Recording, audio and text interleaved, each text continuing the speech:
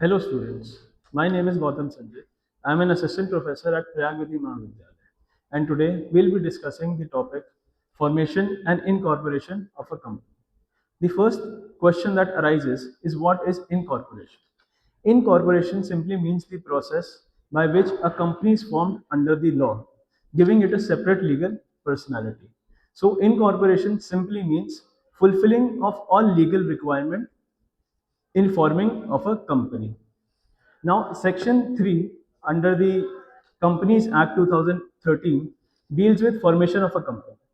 The section states that a company may be formed for any lawful purpose by seven or more person in case of a public company, two or more person in case of a private company, and one person in case of a one person company. The section further provides that the company formed may be company limited by shares, company limited by guarantee, or an unlimited company.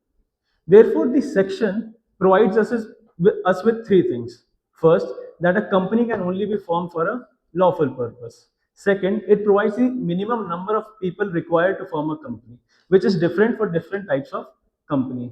And lastly, it also provides that the liability of a company can be limited either by share or guarantee, or it can be unlimited. In practical life, unlimited companies are rarely formed. Now, moving on to section 7, which provides for incorporation of a company. This section first provides a list of documents which are required to be submitted before the registrar in whose jurisdiction the company is proposed to be formed. The first set of documents required is a memorandum of association and article of association. Besides this, a declaration from an advocate, chartered accountant, company secretary, and the director is required to be given, stating that all legal requirements under the Act have been fulfilled.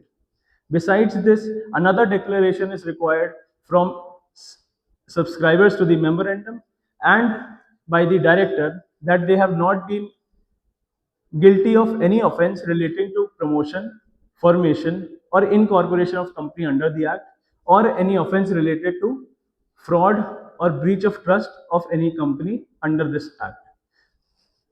Another thing that is required is a correspondence address that is to be given until the registered office of a company is established. Besides this, particulars relating to the relating to the subscribers of memorandum, stating their name, residential address, nationality, and an ID proof.